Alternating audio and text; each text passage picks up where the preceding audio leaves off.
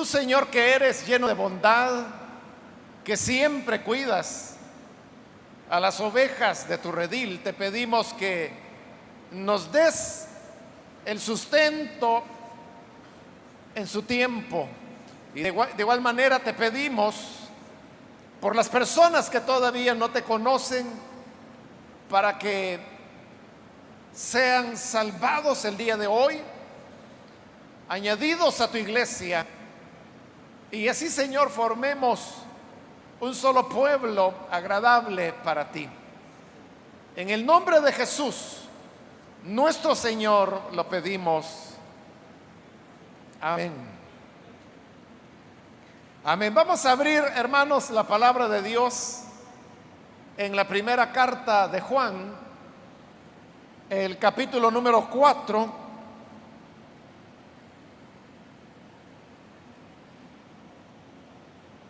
Ahí vamos a leer algunos versículos en la continuación del estudio que estamos desarrollando en esta primera carta de Juan.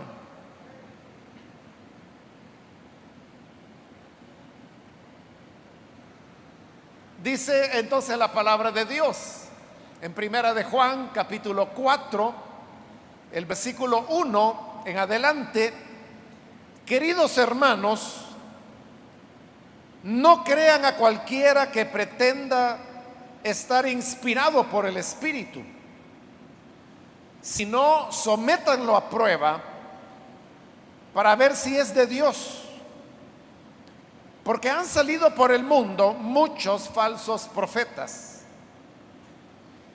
En esto pueden discernir quién tiene el Espíritu de Dios. Todo profeta que reconoce que Jesucristo ha venido en cuerpo humano es de Dios. Todo profeta que no reconoce a Jesús no es de Dios, sino del anticristo. Ustedes han oído que éste viene. En efecto, ya está en el mundo. Ustedes, queridos hijos, son de Dios y han vencido a esos falsos profetas, porque el que está en ustedes es más poderoso que el que está en el mundo. Ellos son del mundo, por eso hablan desde el punto de vista del mundo y el mundo los escucha. Nosotros somos de Dios y todo el que conoce a Dios nos escucha, pero el que no es de Dios no nos escucha. Así distinguimos entre el espíritu de la verdad y el espíritu de engaño. Amén. Hasta ahí dejamos la lectura. Hermanos, pueden tomar sus asientos, por favor.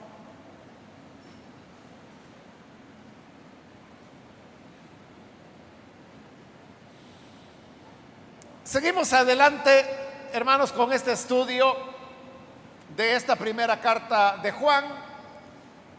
En la última oportunidad cubrimos los últimos versículos del capítulo 3. Y en el último versículo de ese capítulo 3, que es el 24, la carta dice: el que obedece sus mandamientos permanece en Dios y Dios en él.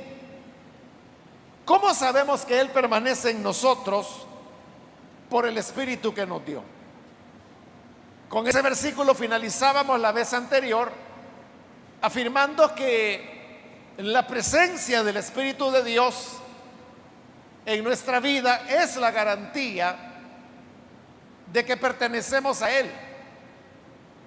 El Espíritu de Dios, dice, es la evidencia de que Dios está en nosotros y nosotros estamos en Él. Pero ahora a esto podemos hacer otra pregunta. Si la clave es tener el Espíritu de Dios, ¿cómo se sabe cuando una persona tiene el Espíritu de Dios? Porque no lo podemos dejar simplemente a las palabras que cada quien pueda decir, porque todo mundo puede decir: yo tengo el Espíritu de Dios. Pero para saber si de verdad esa persona que dice que tiene el Espíritu de Dios, en verdad lo tiene, ¿cómo podemos hacer? Por eso es que al iniciar este capítulo 4, se va a tocar una sección que son los versículos que hemos leído, en los cuales se nos va a explicar que no todo espíritu es de Dios. Cuando la Escritura usa la palabra espíritu, se está refiriendo a las manifestaciones sobrenaturales.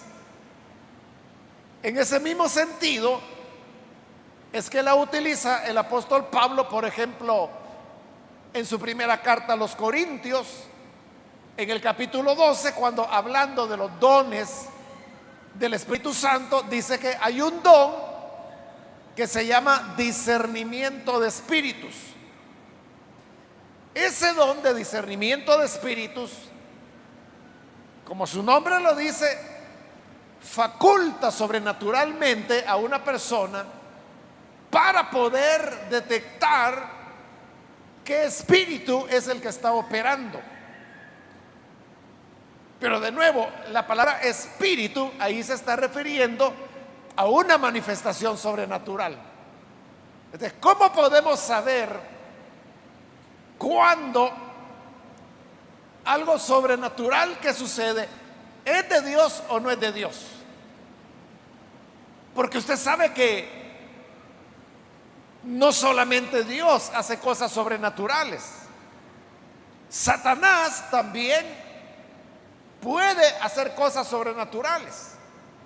Por ejemplo, en el capítulo 1 del libro de Job, encontramos que Satanás controla, por ejemplo, el viento.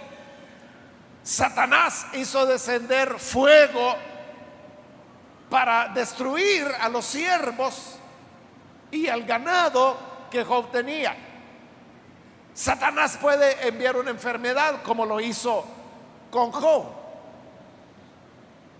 Y también, hermanos, en el libro de Apocalipsis encontramos que dice que Satanás entregó su poder a la bestia, de tal manera que hizo todo tipo de obras, milagros, hechos sobrenaturales, pero todo eso tenía un origen satánico. En la tentación del Señor Jesús, también dice la Escritura que fue Satanás el que llevó al Señor Jesús, por ejemplo, a la parte más alta del templo. Ese fue Satanás. Significa que él tiene un poder a través del cual pudo tomar al Señor Jesús y subirlo a la parte alta del templo para decirle que se arrojara. Como el Señor resistió a esa tentación, Satanás lo volvió a tomar, pero esta vez dice que lo llevó a un monte alto. Y obviamente que no se lo llevó caminando, sino que se lo llevó trasladándolo por los aires hasta colocarlo en la cumbre de esa montaña, donde le ofreció que todos los reinos de la tierra le pertenecían a él y que se los podía dar si el Señor Jesús lo adoraba postrado delante de él. Todos estos pasajes que estoy mencionando dejan ver que Satanás sí puede hacer hechos sobrenaturales. Y a eso, hermanos, responde el que haya, por ejemplo, elementos como adivinación, brujería, hechizos. Todo eso funciona sobre la base del poder de Satanás. De tal manera que el hecho de que haya una manifestación sobrenatural no significa necesariamente que es de Dios por el hecho de ser sobrenatural. Porque estamos diciendo, en base a los pasajes de la Biblia que le estoy mencionando, que Satanás también puede hacer hechos sobrenaturales. El don de discernimiento de espíritus sirve para eso, para saber si ese hecho sobrenatural que está ocurriendo, ya sea hablar en lenguas, ya sea la sanidad de un enfermo, ya sea algo que trastorna las leyes de la naturaleza, ¿cómo saber si es de Dios o si es de Satanás? Pablo dice que para eso existe el don de discernimiento de espíritus. Pero entonces note que se usa la palabra espíritu para referirse a un fenómeno sobrenatural. En ese mismo sentido es que este versículo 1 dice: queridos hermanos, no crean a cualquiera que pretenda estar inspirado por el Espíritu. Está hablando de aquellos hombres o mujeres que dicen hablar de parte de Dios, lo hacen sobrenaturalmente. Es más, en estas profecías que ellos pronuncian, pueden estar revelando la verdad. A veces nosotros tenemos la idea de que un falso profeta es aquel que lo que profetiza es mentira o que no se cumple. Y por el otro lado creemos que un profeta de Dios es aquel que lo que dice es verdad o se cumple. Pero ese es un mal criterio, porque los falsos profetas también pueden atinar, también pueden decir lo que está ocurriendo, también pueden anunciar lo que va a venir, porque también hay una sobrenaturalidad. Se recuerda allá en el libro de los Hechos, en el capítulo 16, Pablo y Silas andaban predicando el evangelio en la ciudad de Filipos, y sucede que en esta ciudad había una muchacha que estaba poseída por un espíritu que no era de Dios, era de Satanás. Ella era esclava, la habían comprado unos hombres, y estos hombres hacían mucho dinero porque la muchacha tenía la capacidad de adivinar, de profetizar lo que la gente quería oír, y lo que decía era verdad. Por eso es que era un negocio rentable.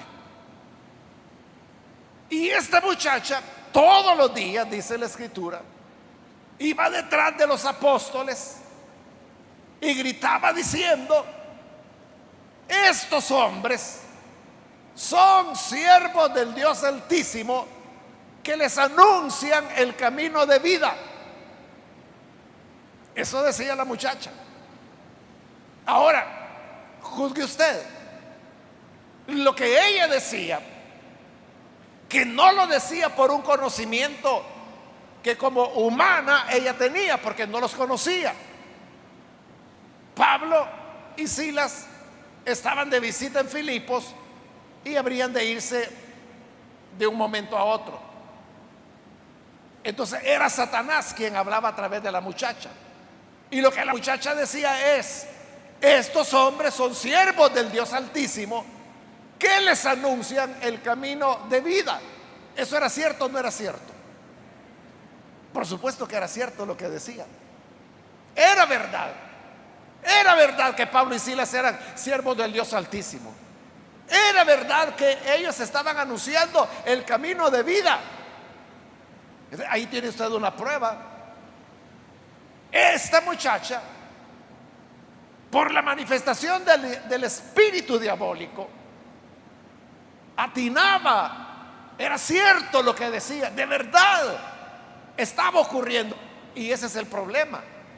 Es que si fuera tan fácil como, por ejemplo, que el falso profeta todo lo que dice es mentira, sería fácil saber quién es falso profeta y quién no. El problema es que los falsos profetas a veces dicen lo que es cierto, como en el caso de la muchacha. Bueno, eso paró, como usted lo sabe, con una expulsión. Pablo reprendió al demonio que estaba en la muchacha, el demonio salió, la muchacha fue libre y ya no pudo volver a adivinar. Por eso es que los dueños de la muchacha, que la habían comprado por eso, querían despedazar a Pablo. Por eso es que ahora dice acá, no debemos creer a cualquiera que pretenda estar inspirado por el Espíritu. El consejo, hermanos, es claro. No creamos a cualquiera que pretenda hablar por el Espíritu. Y continúa diciendo, si no sometan a prueba para ver si es de Dios. Una de las cosas, hermanos, que los profetas que no andan muy bien dicen es que usted no ande juzgando. Usted no puede juzgar a los siervos de Dios. No juzgue la profecía, usted tiene que recibirla. O sea, eso es falso. Aquí está diciendo claramente que a los profetas hay que someterlos a prueba. No hay que andar creyendo que porque hablen lenguas, porque profetiza o porque lo que me dijo es cierto, ya por eso yo voy a dar por sentado que Dios está hablando a través de esa persona. No, no crean a cualquiera, dice la Escritura. Deben probarlos, deben someterlos a prueba. Y cuando hay una persona que dice, no, usted no tiene que andar juzgando, no tiene que andar probando, ahí está rara la cosa. Porque el que de verdad habla de parte de Dios no tiene problema que lo sometan a prueba. Pruébeme en lo que quiera. Examine todas las áreas de mi vida. Examínelo todo.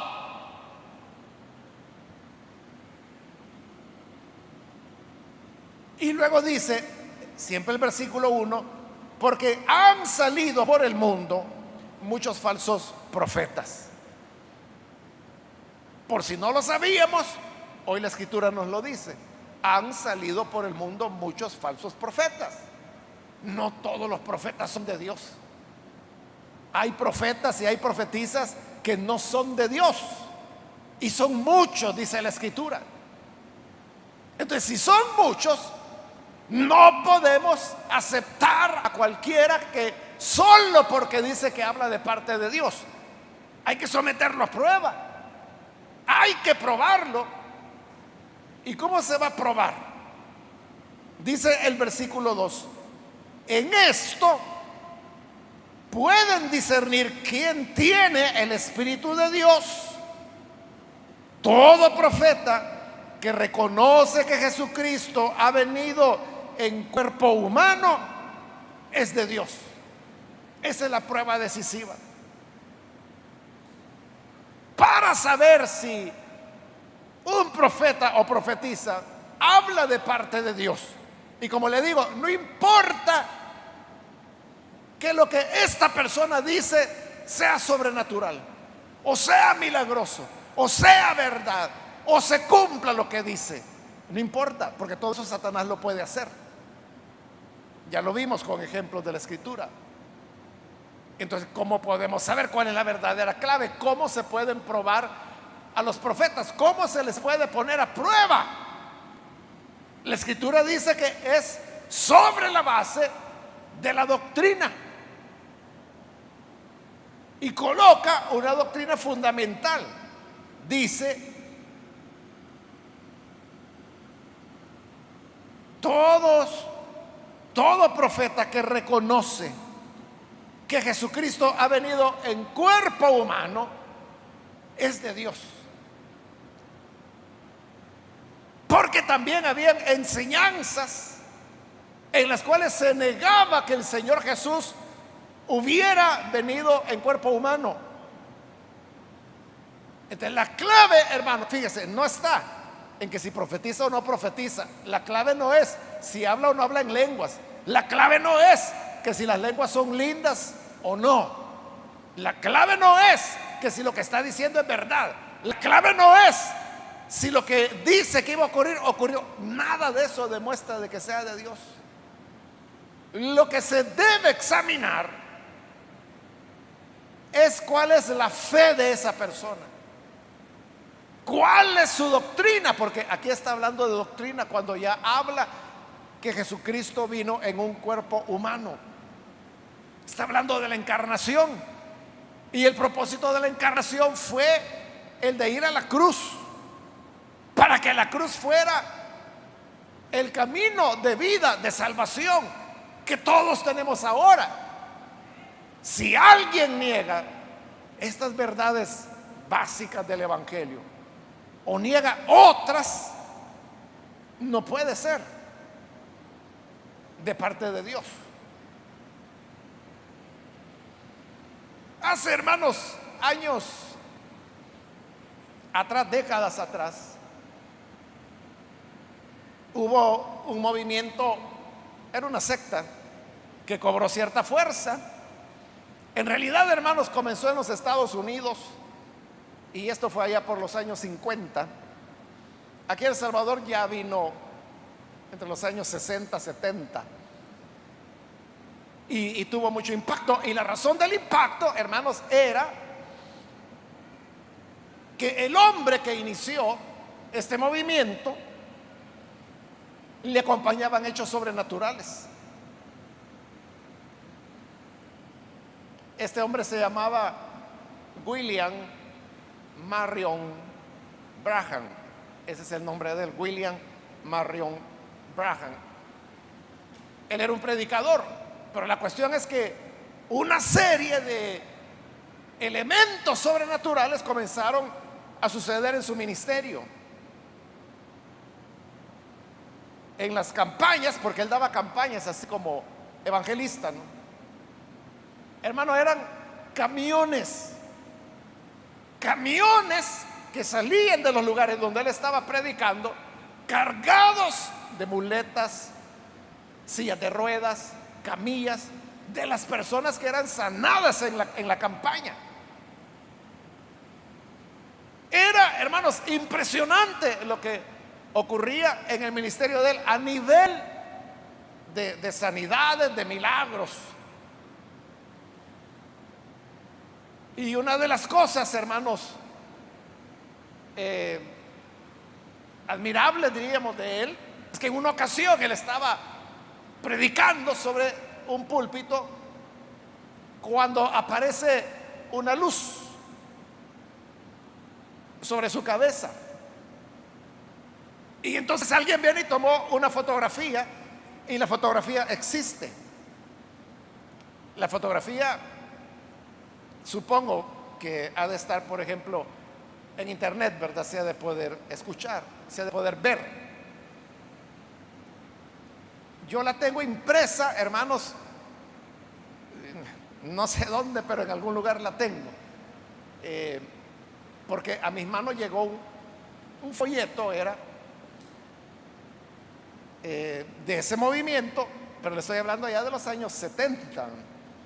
Tuvo que ser allá por 1976, algo así.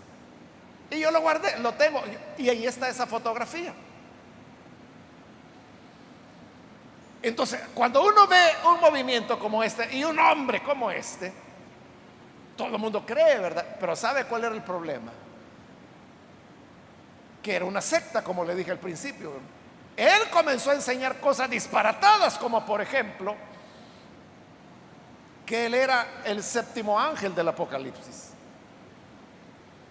Y usted sabe que en Apocalipsis se habla de 7 sellos que son abiertos, 7 trompetas que son sonadas, 7 copas que son derramadas. Pero Apocalipsis también menciona que Juan oyó 7 truenos. Y él iba a escribir lo que había oído de los truenos, cuando el Señor le dijo: mira, eso no lo escribas, porque eso no va a ser dado a conocer. Entonces quedó en el misterio qué fue lo que dijeron los 7 truenos. Entonces este predicador, Marion Branham, él comenzó a enseñar que como él era el 7º ángel del Apocalipsis, que él tenía la revelación de cuáles eran los 7 truenos. Y luego, hermanos, se fue complicando un poco la doctrina de él, relacionándose con cuestiones de esoterismo, cuestiones egipcias. Y hace años, no sé si todavía, pero porque no me he fijado, he pasado por ahí, pero no me he fijado. O quizás ya no está y por eso no la he visto. Cuando uno iba camino a San Martín, sobre la carretera panamericana, a la izquierda había un edificio en forma de pirámide, que si le llamaba a la gente la pirámide. Esa es una iglesia de Marion Branham, o lo fue, porque como le digo, tengo ratos, o sea, de no verla, quizás está o no está, o soy yo el que no se ha fijado. Bueno, los hermanos que vienen de esa área de San Martín, si acaso está todavía ese edificio, sabrán de qué les estoy hablando. Entonces, la pirámide era el local de esa secta aquí en El Salvador, que yo creo que era el único, porque nunca supe que en otro lugar del país hubiera otra pirámide. Pero entonces note, ¿por qué construían el techo en forma de pirámide? Porque ellos lo combinaban con cuestiones de Egipto. Estaban imitando las pirámides de Egipto. Entonces, obviamente, hermano, era un desastre la doctrina de ellos. Pero que el hombre hacía milagros, que el hombre, hermanos, está esa fotografía donde hay una luz sobre su cabeza. Entonces, si uno se pregunta, bueno, ¿y entonces de dónde salió esa luz? ¿O cómo es que él podía sanar a tantos enfermos? Que le digo, hermano, eran camiones. Y se lo digo porque en ese folleto, en realidad me regalaron varios folletos. Ya ni me acuerdo quién fue. Estoy tratando de recordarme, pero sí recuerdo de que un folleto era como la biografía de él y la presentación de su ministerio. Ahí habían varias fotos de las multitudes, pero le estoy hablando miles de gente que llegaban a escucharlo, y los camiones saliendo cargados de muletas, de andaderas, de sillas de ruedas, de la gente que había sido sanada. Y los otros folletos que tenía yo, como unos 3 o 4, eran ya predicaciones de él. Entonces, así fue como yo conocí de eso. Le estoy hablando allá por el año 76, creo que tuvo que ser. Entonces, vea de que ahí hay mucho de sobrenatural. Pero ¿cómo sabemos si este hombre era de Dios o no era de Dios? No era de Dios. ¿Por qué no era de Dios? Porque no está guardando la doctrina. ¿Cómo va a ser que lo que en Apocalipsis el Señor le dijo a Juan que no lo escribiera, que no escribiera, que no diera a conocer el mensaje de los 7 truenos? Y ahora aparece este fulano y dice, no, yo sí lo voy a dar a conocer. ¿Acaso no es eso ir en contra de la voluntad de Dios? Y más de otras doctrinas, hermano. Como le digo, él lo fue así mezclando con cosas raras, esoterismo y todo eso. Esa es la clave. Conocer en qué cree la persona. Por eso es que no debemos extrañarnos. Varias veces ha habido hermanos y hermanas que me preguntan, mire, hermano, ¿y cómo es eso de que en tal lugar, que se sabe que no son creyentes, por qué razón hablan en lenguas? Porque es cierto, hablan en lenguas, y no solo es en las iglesias evangélicas pentecostales. Hay otros movimientos, incluso no cristianos, que hablan en lenguas. Entonces, varios hermanos y hermanas me han preguntado, ¿por qué hablan en lenguas? Pero ahí está el error. El error está en pensar que porque hablan en lenguas, entonces Dios está allí. No, es lo que está diciendo el pasaje. No crean a cualquier fenómeno sobrenatural. No crean a cualquier profeta. Porque, amados míos, dice, quiero decirles que hay muchos profetas falsos. falsos profetas. ¿De qué se extraña? Pueden hacer hechos sobrenaturales, pueden hacer milagros y no son de Dios. Versículo 3: todo profeta que no reconoce a Jesús no es de Dios, sino del anticristo. Ustedes han oído que este viene, el anticristo viene. En efecto, dice, ya está en el mundo. Y si el espíritu del anticristo ya está en el mundo, entonces significa que ya está en operación. ¿Y qué es lo que hace el anticristo? Ya lo vimos en el capítulo 2, cuando mencionaba que el anticristo es todo aquello que se opone a Cristo o que toma el lugar de Cristo. Eso es lo que significa la preposición anti en el griego. Puede significar en contra o en lugar, pero como es anticristo, entonces es el que está en contra de Cristo o en lugar de Cristo. Y eso ya está en operación, ya está en el mundo, dice la carta. Y como ya está en el mundo, enseña en contra de Cristo. Por eso es que dice: todo profeta que no reconoce a Jesús, que no lo reconoce en la plenitud de su revelación, como el Mesías, como el Cristo, como el Hijo de Dios, como el Salvador, como el Maestro, como el pastor de las ovejas, como el pan vivo que descendió del cielo, como el agua viva que quita la sed. Quien bebe de esa agua nunca más volverá a tener sed. El reconocer todas estas verdades acerca de Jesús es lo que valida a un verdadero profeta. Pero si alguien niega cualquiera de estos elementos acerca de Jesús, dice: este no es de Dios, este es del anticristo, porque el anticristo ya está en operación en el mundo. Por eso, hermanos y hermanas, debemos tener mucho cuidado, porque como usted sabe que la gente anda detrás de sensaciones, y en esa búsqueda de sensaciones le puede decir: mire, vamos a tal lugar por allá, hay una señora que viera cómo es usada por el Señor. Y como la gente quiere que Dios les esté respondiendo a sus caprichos, entonces allá van, hacen cola para que esta señora les profetice y les diga lo que quieren oír. Y ahí le llevan que dinero, que comida, gallinas, cosas así. La gente es así, pero uno tiene que tener cuidado. Es que vea, cuando Dios quiera hablarle a usted, Él lo va a hacer. No tiene que andar usted detrás, andar buscando quién profetiza, quién me puede poner las manos en la cabeza y decirme si voy a salir o no voy a salir de este problema. Puede haber mucha gente que se preste para eso, y como dije, van a decir lo que tú quieres oír. Te van a decir lo que quieres oír.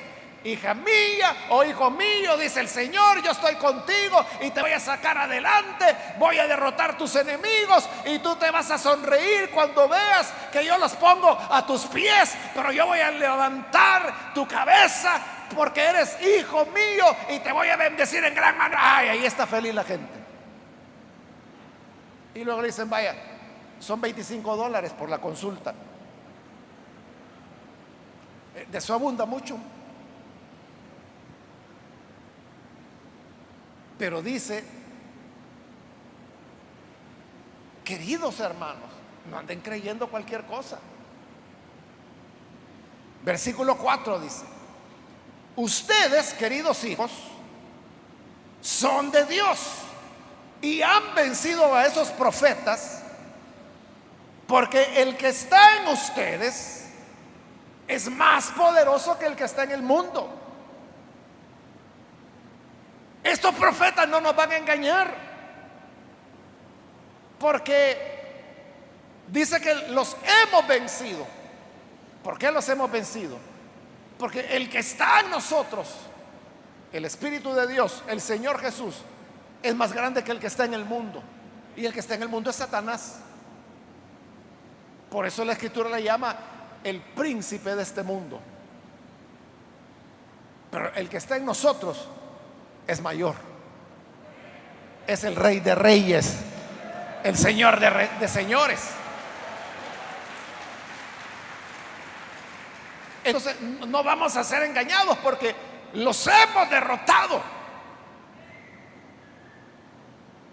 Algunas veces, hermano, no muchas, pero algunas veces han llegado personas, pocos realmente, unos dos quizás, que han llegado y me han dicho: hermano, aquí vengo porque el Señor me dijo que le dijera tal y tal cosa. Y yo lo que les digo es: qué raro, fíjese, porque yo no estoy peleado con Dios. Yo tengo buena comunicación con Él, y cuando Él me quiere decir algo, me lo dice a mí. Así que le digo: gracias, le dije, pero yo voy a esperar que mejor Dios me hable. Y casi siempre o siempre son disparates los que vienen diciendo. O sea, vienen diciendo lo que ellos quieren decir, porque ellos piensan que es así como ellos creen y no como Dios dice. Entonces, por eso nosotros debemos estar en confianza, porque dice: ustedes, queridos hijos, son de Dios. ¿Somos de Dios o no somos de Dios?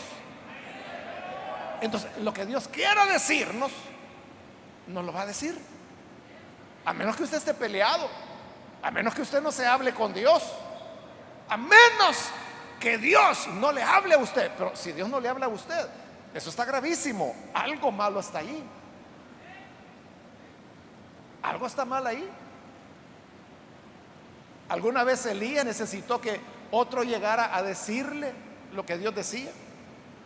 ¿Alguna vez Eliseo tuvo necesidad que otro le llegara a decir lo que Dios quería? ¿Alguna vez Isaías tuvo necesidad que otro llegara a decirle lo que Dios quería decirle? ¿Alguna vez Jeremías tuvo que ir a consultar a la señora de no sé dónde para saber qué era lo que Dios quería decirle? No. Simplemente Dios quería hablarle, les hablaba. Porque ustedes, dice, son de Dios. Son de Dios. Si usted es padre de familia y tiene un hijo pequeño, cuando usted quiere decirle algo a su hijo, ¿qué hace? Se va donde la vecina y le dice: mire, vecina, por favor, vaya a decirle a mi hijo esto, esto y esto. Y allá va la vecina a decirle: es así. No, lo que usted quiere decirle a su hijo se lo dice de una vez, porque es su hijo. Usted está con él y él está con usted. Hay comunión, porque usted es su padre, él es su hijo. Hay amor, hay comunión, hay comunicación. Entonces no hay por qué acudir a otras personas. Versículo 5: ellos, refiriéndose a los falsos profetas, son del mundo. Por eso hablan desde el punto de vista del mundo, y el mundo los escucha. Es que eso es así, ¿verdad? Como no tienen a Dios, están en el mundo. Y ya explicamos también en el capítulo 2 también fue qué es el mundo, ¿verdad? Y dijimos que es un sistema que tiene sus propios valores. Entonces, si estos profetas son del mundo, van a hablar de los valores del mundo. Por eso dice: el mundo los escucha, porque el mundo los entiende perfectamente bien. Pero el que habla de parte de Dios, ¿qué sucede? El mundo lo aborrece. ¿Por qué los profetas fueron despreciados? Jeremías, usted sabe que fue arrojado en una cárcel. Bueno, primero en una cisterna, que por la gracia de Dios no tenía agua, sino la idea era que ahí se ahogara, pero no tenía agua. Entonces él cayó en el fango que había. Después lo metieron preso. Después estuvo en el cepo. A Isaías, según la tradición, lo mataron aserrándolo por la mitad. Entonces, ¿por qué eran despreciados los profetas? Porque no hablaban cosas del mundo, sino que hablaban lo que va en contra del mundo. Versículo 6: nosotros somos de Dios, y todo el que conoce a Dios nos escucha, pero el que no es de Dios no nos escucha. Así distinguimos entre el espíritu de la verdad y el espíritu del engaño. Entonces hay espíritu de verdad y espíritu de engaño. Y ya dijimos, espíritu se está usando ahí en el sentido de lo sobrenatural. Es decir, que hay sanidades engañosas y sanidades verdaderas. Hay milagros engañosos y milagros verdaderos. Hay hechos sobrenaturales engañosos y hechos sobrenaturales verdaderos. Hay profetas engañosos y profetas verdaderos. ¿Cómo los distinguimos? Ahí nos está dando otra clave. Dice, nosotros somos de Dios, y todo el que conoce a Dios nos escucha. Allí está, hermanos, parafraseando, diríamos, las palabras que el Señor Jesús dijo allá en Juan capítulo 10, cuando habló del pastor y de las ovejas. Jesús dijo, mis ovejas oyen mi voz y me siguen. Las que no son mis ovejas, dice, no oyen mi voz, porque no me conocen. Entonces, de igual manera, ¿por qué no conocen la voz de Jesús? Porque Jesús no habla con los valores del mundo, está hablando con los valores del reino de Dios. Y solo los que son su pueblo le escuchan y lo siguen. Si nosotros estamos siguiendo al Señor, entonces nos ocurre lo mismo, que por ser de Dios hablamos las cosas de Dios, y eso el mundo no lo recibe, eso el mundo lo aborrece. Pero si el mundo nos acoge y nos aplaude y dicen, este es un buen creyente, esta es una buena evangélica, así deberían ser todas, es porque esa persona está hablando lo que no es de Dios, está hablando en sintonía con el mundo. Así vencemos el engaño cuando nosotros permanecemos, hermanos, en la verdad de Dios, en la sana doctrina. Y cuando hablamos las palabras del Señor, las palabras que a Él lo llevaron a la muerte, por lo tanto las palabras del Señor a nosotros nos van a conducir al rechazo, al repudio, a la ofensa, al insulto. Pero eso para nosotros es la garantía. Eso para nosotros nos está validando como hijos de Dios. Si el mundo nos elogiara, ahí sí está peligrosa la cosa. Ahí sí está peligroso. Que Dios nos ayude entonces para ser prudentes y para no andar creyéndole a cualquiera.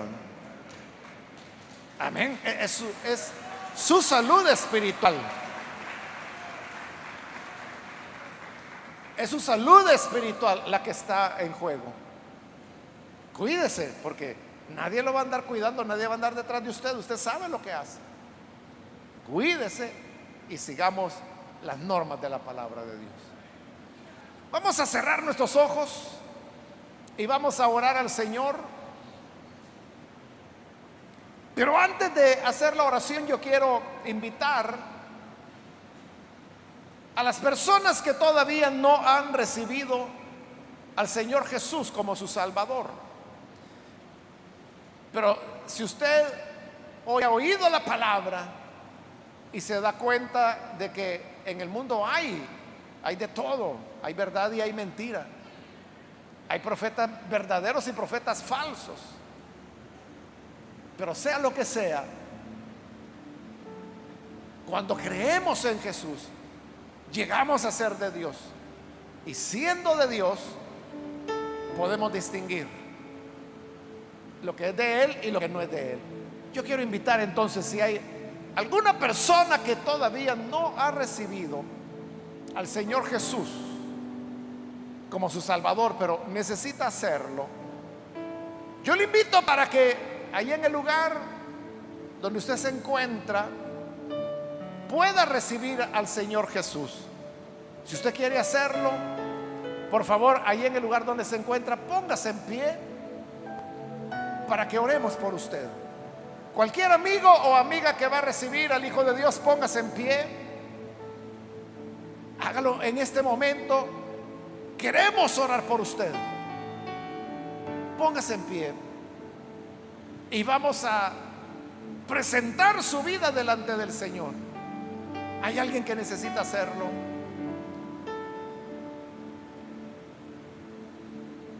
Venga el Hijo de Dios. Hoy es el momento. Hoy es el momento de vida.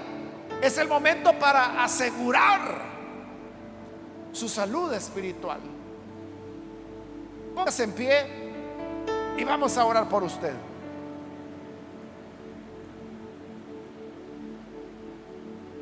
También si hay hermanos o hermanas que necesitan reconciliarse con el Señor, hoy es un buen momento para rededicar su vida al Señor. Si necesita reconciliarse, póngase en pie y vamos a orar. Hágalo con toda confianza en este momento. El Señor siempre le ha estado esperando. Todo depende de usted. Reconcíliese con Él, póngase en pie y vamos a orar. Vamos a orar por usted. ¿Hay alguna persona que lo hace? Voy a hacer ya la última llamada, vamos a orar. Pero hago la última invitación. Si hay alguien que necesita venir a Jesús por primera vez o necesita reconciliarse, póngase de pie. Y esta ya fue la última llamada que hice.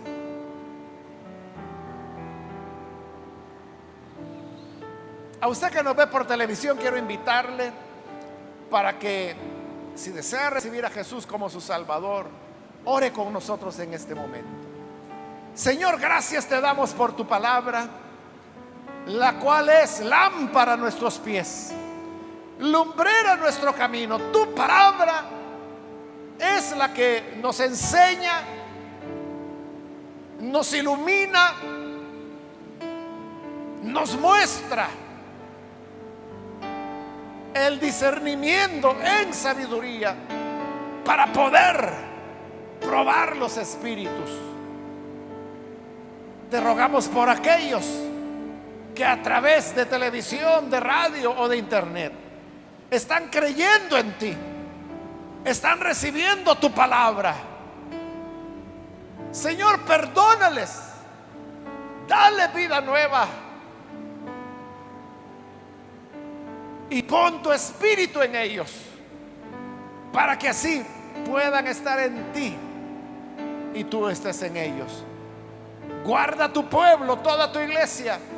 Ayúdanos a todos a tener sabio discernimiento, a cuidarnos y a probar los espíritus, porque solo así, Señor, sabremos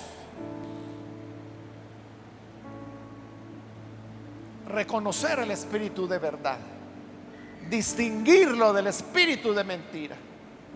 Ayúdanos, Señor, para que así sea. En el nombre de Jesús, nuestro Salvador, lo pedimos. Amén y amén.